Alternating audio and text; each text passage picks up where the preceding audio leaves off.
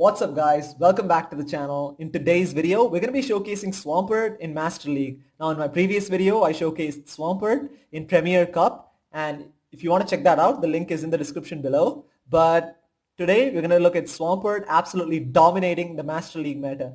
Now, as always, I'm going to be leaving the different timestamps in the pinned comments below. So if you want to check out the specific matchups, you can check it out. We run into all sorts of Pokemon that you expect to see in Master League, like Dialga, Giratina, Origin, Togekiss, etc. So you can just check it out in the pinned comments below. But before we get into the actual battles, I just want to quickly talk about a couple of things here. Now, Swampert, we all know, is an amazing Pokemon in PvP, right? It's very highly rated and highly used. As far as Great League and Ultra League is concerned, we've seen some great play for it in Premier Cup. A lot of people are now using it. I won't be surprised if it climbs up the PvP Poke rankings as far as Premier Cup is concerned. But in my opinion, Swampert reaches its absolute max potential when it comes to Master League. Master League is where you can get the absolute best out of Swampert. It is already incredibly OP in the other leagues, but it is just super OP as far as Master League is concerned. And in my opinion, or at least for me, it's definitely the most valuable Pokemon. Now, the reason I say this is because of the long list of Pokemon in Master League that Swampert can do super effective damage against. Let's start with the legendaries now. You have Groudon, which is going to be weak to water. And then apart from this, you have Heatran, Dialga, Melmetal, Reshiram, Zekrom, just to name a few, which can pretty much get one shot by Earthquake.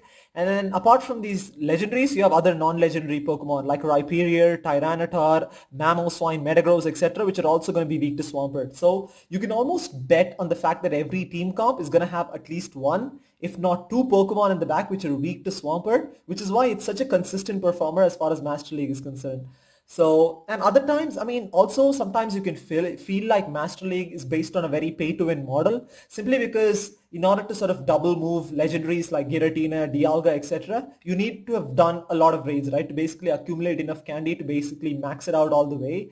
And sometimes if you're a free-to-play player, you may feel like you can't even compete in Master League. But the truth is you actually can. This particular team comp right here, to be honest, I've done quite a few battles over the last couple of days in both Premier Cup and Master League. And honestly, I've had more success in Master League with this team than in Premier Cup. And just because of, like I said, the number of different legendaries that are going to be weak to Swampert.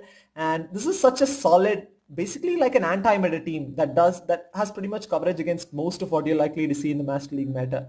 So and also in this team, during the time when I did these battles, Dragonite doesn't even have a second charge move yet. I did unlock it now, but at the time of recording these battles, it wasn't there. I just ran it with just Dragon Claw, and yet it was just one of the most successful set of battles that I ever did in Master League. Now granted, these are just some rank 8 battles in the 2200, 2300 rating range, but I see great potential for it in the higher ranks as well. But anyways, like I said, one of the most exciting set of battles, some really intense close battles in there, and let's just get straight into it.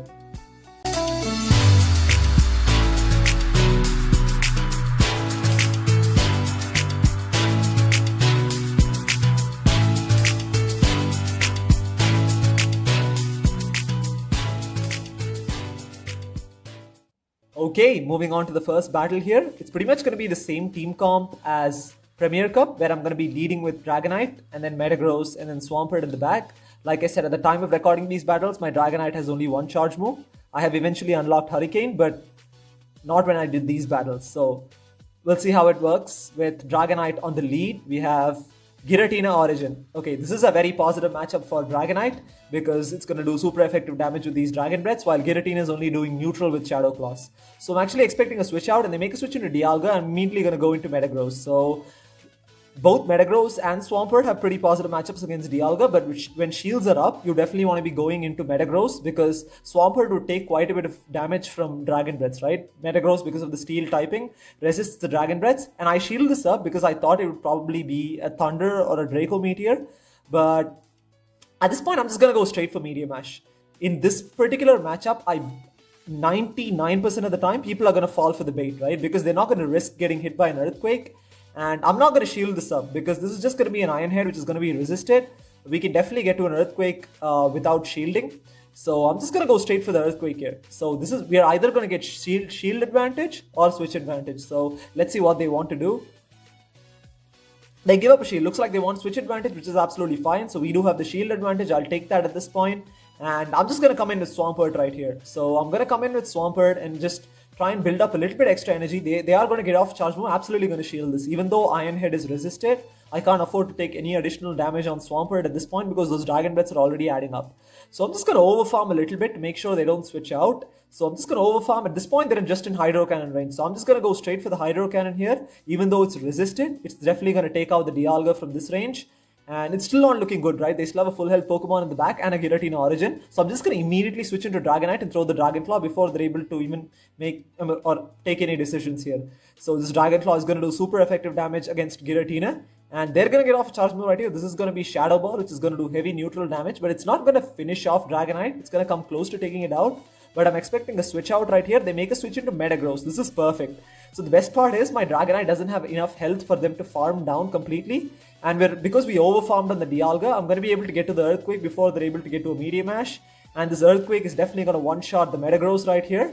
And it's still tricky because they still have a Giratina Origin in the back. It's basically a race to the charge move now. And Swampert, because of the energy generation, is able to get to the Hydro Cannon just in time here. And even though this is resisted, it's going to take out the Giratina Origin. So basically Swampert got rid of Dialga with Hydro Cannon and then Earthquake on the Metagross, and then finishing off Giratina Origin with another Hydro Cannon. So as you can see, pretty much kind of swept the team there to a smaller extent. Obviously Metagross and Dragonite played its part, but Swampert was definitely the MVP there. Moving into the second battle here, we have Dragonite into Zekrom. Pretty neutral matchup because both of them are going to do super effective damage against each other. But Dragonite definitely has the advantage because Dragonite has access to Dragonclaw, which is going to do super effective against Zekrom. And typically most Zekroms are on Crunch and Wild Charge. Both of them are going to be neutral, right? So, and also Dragonite's going to be able to outpace Zekrom to the charge moves. And we do lag a little bit right here, but it's actually just a visual thing because we still continue to take the damage. And I'm just going to let it go because at this point, it's fine. I'll just take even though we lose switch advantage, I'll take the shield advantage. And I'm going to come in with Swampert and completely commit to the Mudshot farm down because Mudshot is super effective against Zekrom. Because of the electric typing, I can just do that. And I'm going to shield this up because I want to preserve health on my Swampert. It's a crunch, which would have done some nice neutral damage. And at this point, I'm just going to have a lot of loaded energy for whatever's going to come out next. So let's see what they decide to bring. They bring in a Glaceon. So I'm immediately going to go into Metagross here. Metagross is going to do super effective damage against Glaceon because of its ice typing. And they make a switch into Melmetal. This is perfect. Metagross is a pretty positive matchup against Melmetal. So I'm just going to go straight for the Earthquake here because they have only one shield. I want to pressure that final shield or pressure the health. So they let it go through. They probably thought that was a Meteor Mash bait. And it's pretty much GG's at this point because I'm not going to shield this. Even if it's superpower, it's fine. But it ends up being a Rock Slide bait. That's even better for Metagross. So I can just commit to the complete Bullet Punch farm down here. Might have to eat another charge move. And I'm not going to shield this. Actually, in hindsight, I probably should have shielded this because nothing Glaceon has is going to hurt Metagross. It ends up being a superpower which does some heavy neutral damage.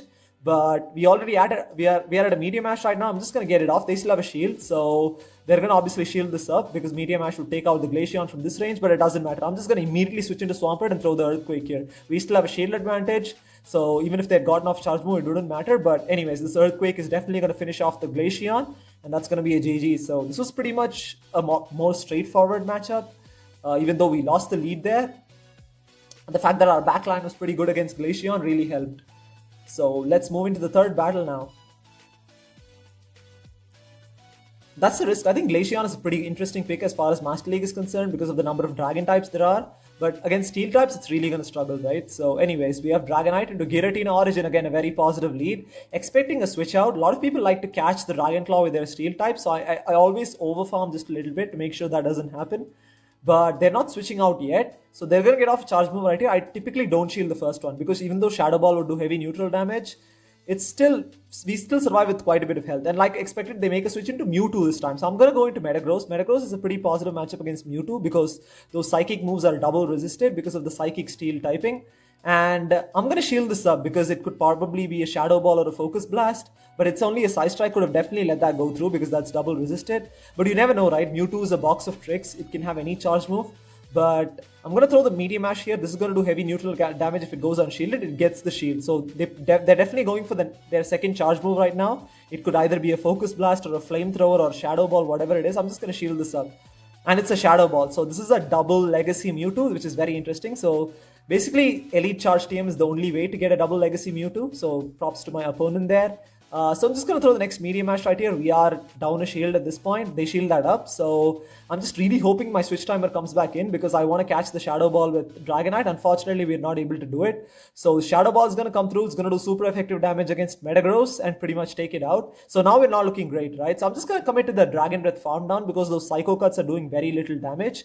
And we have a lot of loaded energy. And they bring in Giratina Origin. So this is great. This tells me that they have something in the back which is weak to Dragonite because you wouldn't just bring your Giratina Origin into a loaded Dragonite, right? So I'm just going to go back-to-back Dragon Claws here. I don't want them to get off an Ominous Wind or something, so just going to immediately eliminate this Giratina Origin because Swampert would slightly struggle against it. So at this point, I'm just going to blind switch Swampert, and they have a Groudon in the back. Perfect. Like I said, every team has at least one Pokemon in the back which is weak to Swampert, and Hydro Cannon is going to do super effective damage against Groudon. But this is still not a very straightforward matchup, right? Because that Earthquake would just do some heavy neutral damage to Swampert. Now remember, Groudon this is an Earthquake coming from a 4000 plus CP Pokemon onto a 2900 CP Pokemon, right? As you can see, pretty much almost takes out Swampert from full health, but we're able to get to the Hydro Cannon just in time here, and this should finish off the Groudon. Luckily we did, because if I hadn't gotten the Hydro Cannon off, they probably could have farmed us all the way down and then gotten a Fire Punch off on the Dragonite. Even though that is resisted, it probably would have taken my Dragonite out, and I basically had to get that Hydro Cannon off to win. So that was a very close game, yeah. But we pulled through. So that's about winning the lead, right? We won pretty much the lead, I guess, in 2 or maybe in 3 out of the 3 matchups.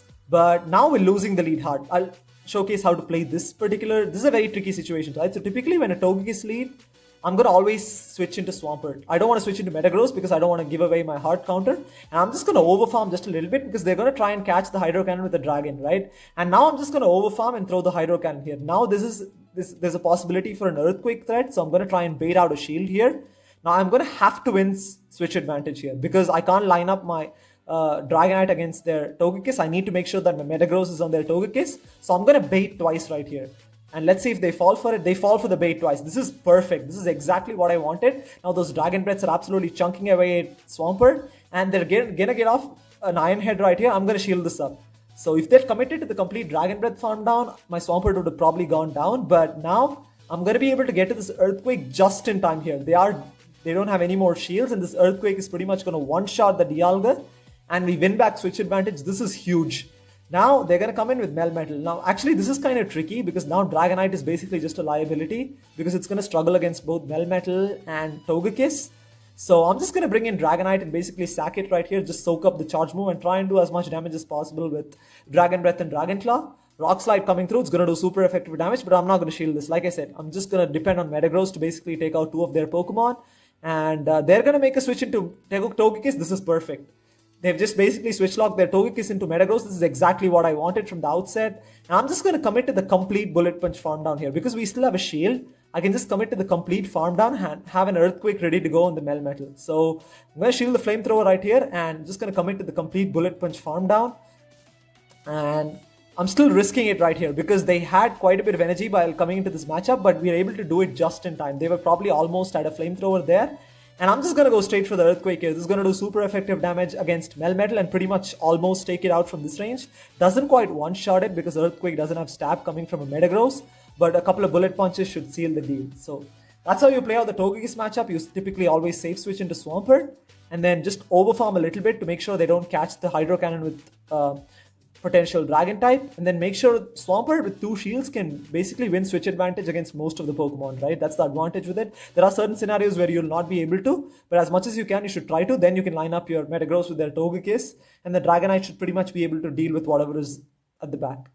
And Metagross with the shield advantage can, like you can see, can basically take out 2 Pokemon as well. So moving into the 5th battle here, we have Dragonite into Kyogre, a very positive lead again, because these waterfalls are resisted, while Dragon Breath would do heavy neutral damage. So I'm just going to count the waterfalls here. Most people typically like to catch the Dragon Claw with another Pokemon, like they do here. They make a switch into Dialga. I probably could have thrown the Dragon Claw, that would have done neutral damage, but I don't want to. I want to preserve the energy to throw it on Kyogre. Might as well just come in straight with Metagross here, and I'm just going to shield this up, just in case it's a Thunder or Draco Meteor. I just don't want to, because I want to win switch advantage anyways. It sends a Draco Meteor and we shield that. That is perfect because now they've lowered their attack And I'm going to go for the Meteor Mash. Like I mentioned in the first battle as well, this is one matchup where people are going to shield like 95% of the time, right? You can almost count on it. Like you can see, you can successfully bait like almost always. So I'm just going to go straight for the Earthquake here. This Earthquake is definitely going to finish off Dialga if it goes unshielded, or we get the final shield. So we're going to get shield or switch advantage. They let it go through. This is perfect. We win switch advantage. Now we can line up. And they're throwing the charge move as well. That is even better. So I thought they would probably commit to the complete waterfall farm down. They probably could have done that and then threatened my Dragonite with Blizzard. But at this point, I'm just going to come in with Dragonite here and throw the Dragon Claw immediately before they're even trying to switch out or something. So this Dragon Claw should either get the shield or do some nice neutral damage to Kyogre. And I'm just going to throw the next Dragon Claw here because I don't want to eat a Surf. At this point, even though it's resisted, it would come close to taking Dragonite out. And let's see if they decide to give up the final shield here. They decide to give up a shield. This is perfect. And they make a switch into... they make a switch into Snorlax right now, so I'm going to go immediately to Swampert. Now that Kyogre has quite a bit of loaded energy, they probably did about 6 or 7 waterfalls, which means that they probably almost had a Thunder right now.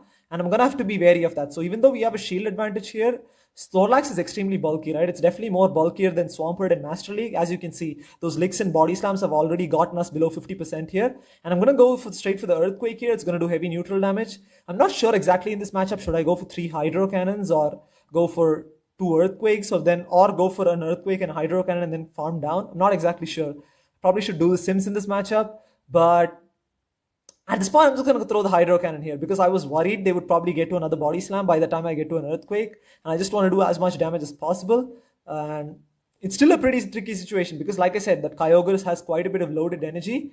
And my Dragonite is basically in Surf range. So I'm going to have to be wary of this right now. And I'm just going to come in with Dragonite. I'm expecting a switch out immediately, and I'm going to go straight for the Dragon Claw here. Now, Dragonite wins CMP against Kyogre. They definitely had a charge move right there, but because we win CMP, then I'm going to be able to get rid of this Kyogre. And then Snorlax basically has no energy right now. It's going to go down to a couple of Dragon Breaths. So, very close there. I thought I probably messed that up by shielding my Swampert. I mean, probably should have actually made a couple of mistakes there. Should have gone for the Earthquake against the Snorlax instead of going for the Hydro Cannon, and probably shouldn't have shielded the Body Slam. So, but in spite of that, we managed to pull through and get the win. And like you can see, it's a 5-0 set. So, like I said, a very solid team comp. As you can see, Swampert can pretty much sweep a lot of legendaries in Master League. And even when you lose the lead, right? Typically in cases where you lose the lead, you still have 2 solid counters. I mean, 2 of the worst leads for Dragonite would be Togekiss and Melmetal. And both Metagross and Swampert can basically handle those. Of course, Swampert has a decent matchup against Togekiss, but it's still a pretty decent safe switch option because there aren't any hard counters to Swampert in Master League. Anyways, thank you for watching. I'll see you in the next one.